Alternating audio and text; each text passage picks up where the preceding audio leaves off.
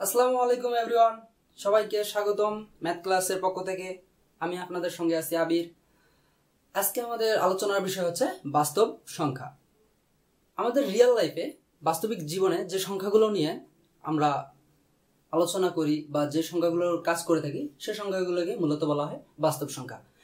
এখানে 1 থেকে শুরু করে 1, 2, 3, 4 ডট ডট উপর দিকে যত ধনাত্মক সংখ্যা আছে এবং 0 থেকে আবার নিচের দিকে -1, -2, -3, -4, -5, -50, -61 যত সংখ্যা আছে সবগুলোকেই বাস্তব সংখ্যা বলে।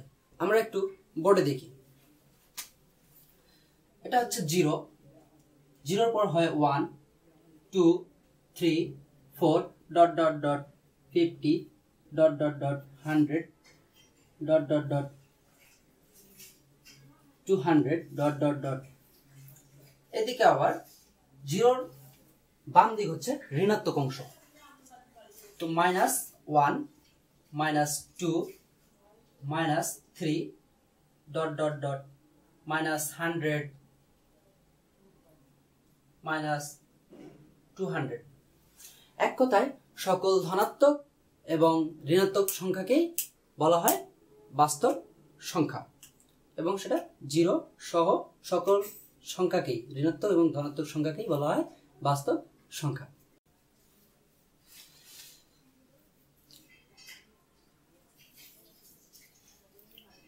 স্বাভাবিক সংখ্যা।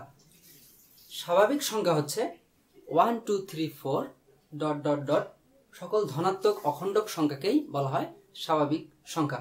এক কথায় ধনাত্মক সংখ্যা যতগুলো আছে সবগুলোকে বলা হচ্ছে স্বাভাবিক সংখ্যা। যেমন 1, 2, 3, 4, 5 dot dot dot 100 dot dot dot 200 dot dot dot 300।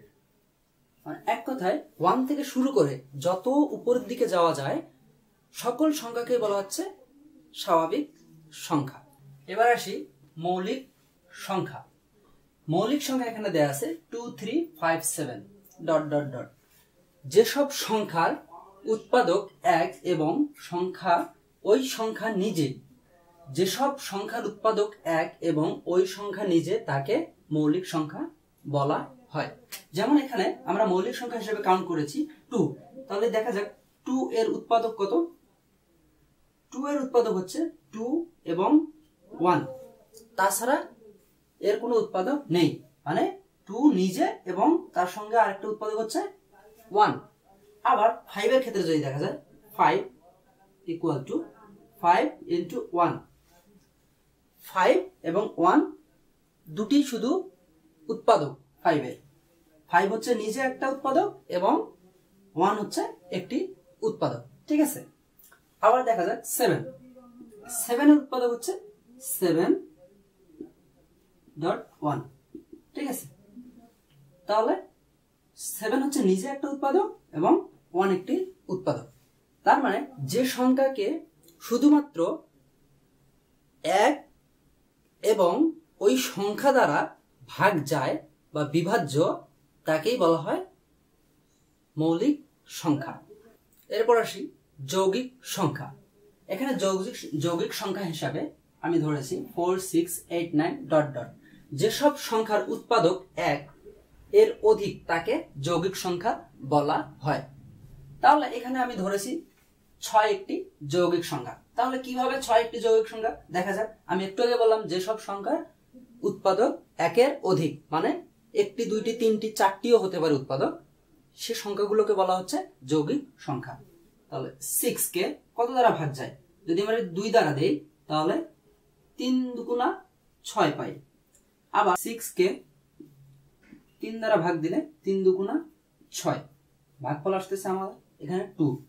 আবারও আমি যদি 6 কে 1 দ্বারা ভাগ দেই তাহলে আসে 6 একে 6।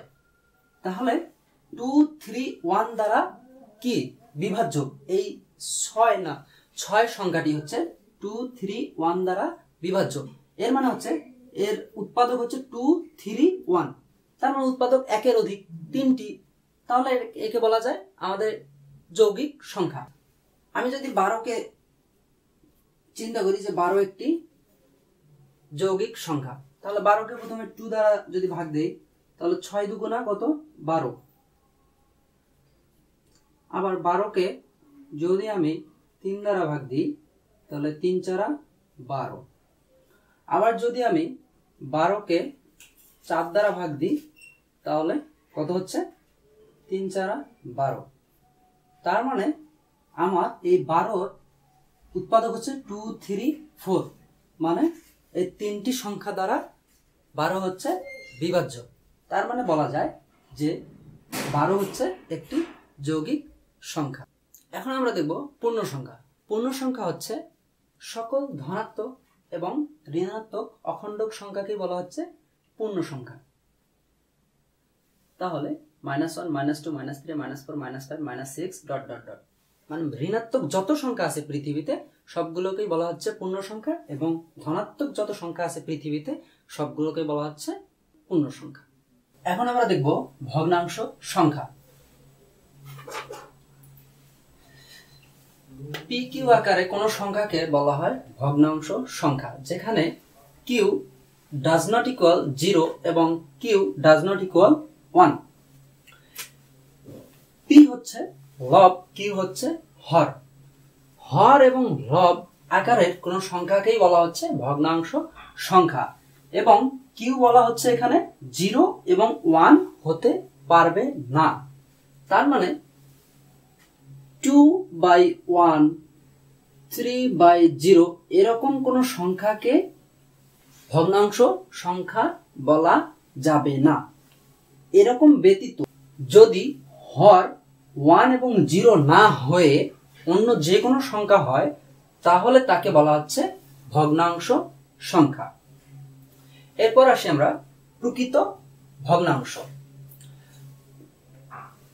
কোন ভগ্নাংশ p/q সংখ্যার ক্ষেত্রে, p/q তাহলে একটা কি ভগ্নাংশ সংখ্যা, এইরকম p/q ভগ্নাংশ সংখ্যার ক্ষেত্রে যদি p < q হয়, তার মানে p মানে লব যদি ছোট হয় এবং হর যদি বড় হয় তাহলে তাকে বলা হচ্ছে প্রকৃত ভগ্নাংশ সংখ্যা।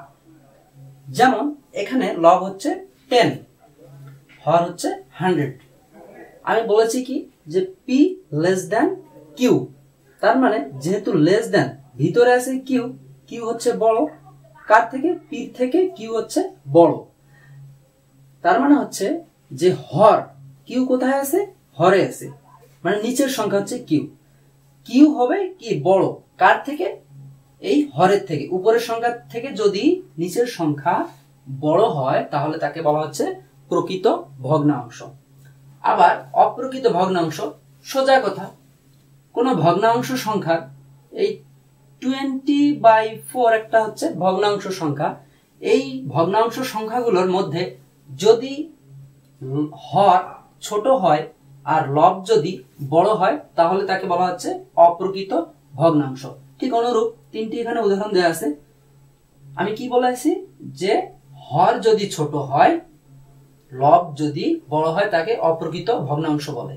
তার মানে এই ভগ্নাংশ হর কি ছোট, এই ভগ্নাংশ হর ছোট, এই ভগ্নাংশ হর ছোট। কার তুলনায় ছোট, এই লবের তুলনায় ছোট। তার মানে হচ্ছে এটা অপ্রকৃত ভগ্নাংশ। এবার আসি মূলদ সংখ্যা।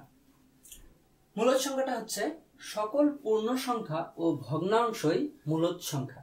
আচ্ছা, পূর্ণ সংখ্যা কি, এটা তো আমরা একটু আগে দেখলাম যে 0 থেকে ধনাত্মক সংখ্যা এবং 0 থেকে সকল ঋণাত্মক সংখ্যাকে বলা হচ্ছে পূর্ণ সংখ্যা, এবং ভগ্নাংশটা কি একটু আগে দেখলাম। আচ্ছা, এরকম সকল সংখ্যাকেই বলা হচ্ছে মূলদ সংখ্যা। আর অমূলদ সংখ্যাটা হচ্ছে কি, যে সকল সংখ্যা p/q আকারে প্রকাশ করা যায় না, অর্থাৎ ভগ্নাংশ আকারে প্রকাশ করা যায় না, এবং যে সকল সংখ্যা পূর্ণবর্গ নয় সেসব সংখ্যাকে অমূলদ সংখ্যা বলা হয়। এখন কথা হচ্ছে যে পূর্ণবর্গটা কি। 5 একটি সংখ্যা, এই 5 দ্বারা যদি 5 কে গুণ করা হয় তাহলে যে উত্তরটা আমি পাবো সেটি হচ্ছে আমাদের পূর্ণবর্গ সংখ্যা। তাহলে 5 দ্বারা 5 কে গুণ করলে কত হচ্ছে 25। আবার 7 দ্বারা যদি 7 কে গুণ করি কত হচ্ছে 49। আবার 6 দ্বারা 6 কে গুণ করলে কত হচ্ছে 36। আবার 3 দ্বারা 3 কে গুণ করলে কত হচ্ছে 9। তার মানে 25, 49, 36, 9 আমাদের হচ্ছে পূর্ণবর্গ সংখ্যা। তাহলে আমরা কি বুঝলাম, যে কোনো সংখ্যাকে ওই সংখ্যা দ্বারা গুণ করলে যে সংখ্যা পাওয়া যায় তাকেই বলা হচ্ছে পূর্ণবর্গ সংখ্যা। তাহলে পূর্ণবর্গ নয় কোনগুলো?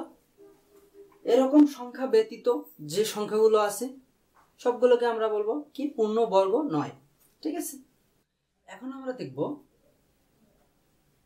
দশমিক ভগ্নাংশ। মূলদ ও অমূলদ সংখ্যাকে দশমিক দিয়ে প্রকাশ করা হলে একে দশমিক ভগ্নাংশ সংখ্যা বলে। মূলদ সংখ্যা কি, অমূলদ সংখ্যা কি, এগুলো আমরা একটু আগেই দেখলাম। তো মূলদ সংখ্যা এখানে 5/2, 10/3। এই 5/2 কে আমি দশমিক আকারে লিখেছি, মানে 2 আর 5 সংখ্যার মাঝে আমি একটি দশমিক চিহ্ন দিয়েছি, তার মানে এটি হচ্ছে দশমিক সংখ্যা। আবার 10/3 হচ্ছে কি মূলদ সংখ্যা।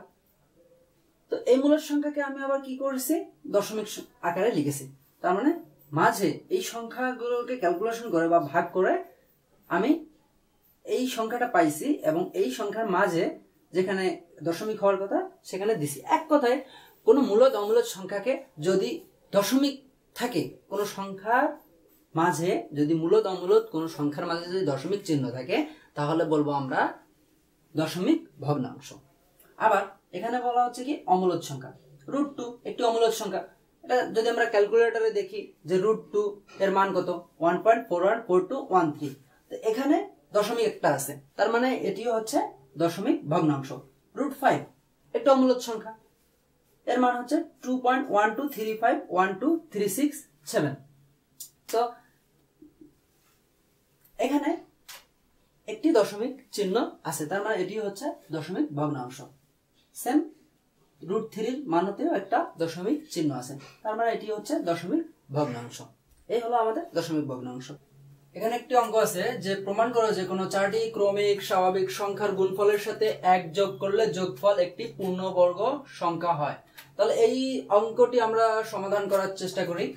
তো ফার্স্ট স্টেপে এখানে ধরতে হবে, ধরি 4টি স্বাভাবিক সংখ্যা যথাক্রমে প্রথম সংখ্যা x, দ্বিতীয় সংখ্যা x+1, তৃতীয় সংখ্যা হচ্ছে x+2 এবং চতুর্থ সংখ্যা হচ্ছে x+3। তো এইভাবে লেখার কারণ হচ্ছে এখানে আমরা কোনো ফিক্সড কোনো সংখ্যা ধরিনি, যেমন 1 2 3 4 5 6 7 8 ডট ডট যেরকম স্বাভাবিক যে সংখ্যাগুলো আছে এগুলো আমরা ধরিনি। এখানে একটা চলক ধরা হয়েছে x। তো x এর মান এখানে আমরা যদি 1 2 3 যাই দেই না কেন, যদি 1 দেই এখানে পাবো 2, এখানে পাবো 3, এখানে পাবো 4, 2 দিলে এখানে পাবো 3, এখানে পাবো হচ্ছে 4, এখানে পাবো 5। তার মানে ক্রমিক যেহেতু বলছে 2 দিলে হবে 2 এর পরবর্তী সংখ্যা হচ্ছে 3, তারপরে হচ্ছে 4, তারপরে হচ্ছে 5, এভাবে ক্রমিকগুলা সাজানো হয়। তো এর জন্য আমরা এখানে চলক ব্যবহার করেছি। তো এখন আমরা এই 4টি সংখ্যার গুণ করব। 4টি স্বাভাবিক সংখ্যা বলছে গুণ করতে, তো আমরা এটাকে গুণ আকারে লিখলাম। তারপরে বলছে যে 1 যোগ করতে, 1 যোগ করে দিলাম। যোগ করার পর আমরা আমাদের অঙ্ক করার সুবিধার্থে এই x এর সঙ্গে x+3 ফার্স্ট গুণ করব। তাহলে x+3, তারপরে x+1, x+2 +1। এখানে গুণ করলে হয় x² + 3x, এই দুটো গুণ করব x² + 2x + x+2 +1, x² + 3x, এখানে x² দুইটা x আর একটা x মিলে হয় 3x + 2 +1। এখন x² + 3x, x² + 3x ধরি, x² + 3x = ওয়াই, এটা আমরা ধরলাম। কেন ধরলাম? অনেক বড় একটা সংখ্যা, এটাকে ছোট করার জন্য আমরা ওয়াই ধরলাম। তাহলে এখানে এক্স স্কোয়ার প্লাস 3x সমান কি লিখবো? ওয়াই ইন্টু ব্র্যাকেটের ভিতরে এক্স স্কোয়ার প্লাস 3x আছে, এটা সমান আমরা ওয়াই ধরেছি, তো এখানে ওয়াই লিখলাম, তারপর প্লাস 2 প্লাস 1।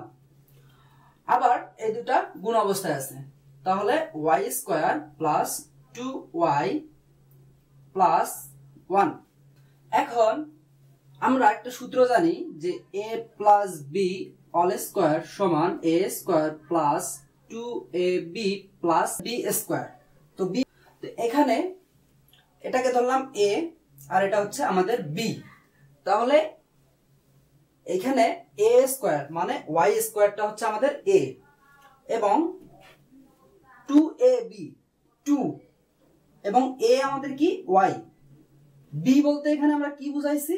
1 কে, তার মানে এখানে 1 লিখলেও হবে না লিখলেও হবে, তো 1 আমি কেটে দিলাম, যেহেতু আমার 1 নাই 1 লেখার দরকার নাই। তারপরে আছে b স্কয়ার, তো b বলতে আমাদের 1, 1 এর উপর স্কয়ার দেয়া না দেওয়া সমান কথা, তার মানে 1 এই হয়, তো আমি এখানে 1 এর উপর স্কয়ার দিলাম না। তাহলে আমার সূত্রটির বাম দিক হচ্ছে a plus b all square, তাহলে এখানে কি হবে? y plus 1 all square. তাহলে এখন y এর মান কত? ধরছি আমরা x স্কয়ার প্লাস 3x সমান y, তাহলে আমরা এখানে y সমান বসায় দেই x square plus 3x plus 1 all square. এটা আমরা পাইলাম, এটাই হচ্ছে আমাদের পূর্ণ বর্গ সংখ্যা। তো এখন আমরা এটাকে প্রমাণ করব আসলে এটা কি আমরা পূর্ণ বর্গ সংখ্যা বের করতে পারছি কি না। তো আমরা প্রমাণটা দেখি একটু। আমরা রেজাল্ট পাইছি x square plus 3x plus 1। আমি বলছিলাম যে এখানে ক্রমিক সংখ্যাগুলোকে আমি ধরেছি একটা x, তারপর x প্লাস 1, তার মানে আমি x এর জায়গায় যে কোনো সংখ্যা বসাইতে পারবো। তো আমি ধরলাম x ইকুয়াল 2, তাহলে দ্বিতীয় সংখ্যা হবে কি? x প্লাস 1 যেহেতু আছে, তাহলে হবে x এর জায়গায় 2 বসাই দেই প্লাস 1 ইকুয়াল 3, তাহলে তৃতীয় সংখ্যাটি হবে x প্লাস 2 আছে, x এর জায়গায় কত? 2 প্লাস 2 ইকুয়াল 4, আবার x প্লাস 3, তো x এর জায়গায় কি বসাই দিব? 2, 2 প্লাস 3 ইকুয়াল 5, তার মানে 2 3 4 5 এগুলো ক্রম আকারে আছে। তো আমি এগুলোর মধ্যে যে কোনো একটা সংখ্যা ধরতে পারি, 2 3 4 5 6 7 যে কোনো একটা সংখ্যা ধরতে পারি। তো আমি x সমান ধরলাম 2, 2 ধরলে x এর উপর স্কয়ার আছে, তার মানে 2 এর উপর স্কয়ার প্লাস 3, x এর জায়গায় কি ধরছি? 2, তার মানে আমি এখানে 2 দিব প্লাস 1 তার উপর স্কয়ার। এখন আমরা জানি 2 দুগুণা 4 প্লাস 3 দুগুণা 6 প্লাস 1 স্কয়ার, 4 6 যোগ করলে হয় 10 এবং 11, 1 যোগ করলে হয় 11, পেলাম 11 তার উপর স্কয়ার। 11 এর উপর স্কয়ার মানে কি? 11 হচ্ছে আমাদের দুইটা, আর দুইটা 11 গুণ করলে আমাদের কত আসে? 121। তাহলে পূর্ণ সংখ্যা, পূর্ণ বর্গ কাকে বলে? এর সংজ্ঞাটা আমি একটু আগেই দিয়েছি, সেটা হচ্ছে যদি কোনো সংখ্যা ওই সংখ্যা দ্বারা গুণ করলে যে ফলাফল পাওয়া যায় তাকে পূর্ণ বর্গ সংখ্যা বলে। তো এখানে 11 হচ্ছে একটা সংখ্যা, আবার ওই সংখ্যা দ্বারাই গুণ করলাম, গুণ করার পর পাইলাম 121, তার মানে 121 হচ্ছে পূর্ণ বর্গ সংখ্যা। তাহলে আমরা এই প্রমাণটা করে ফেললাম।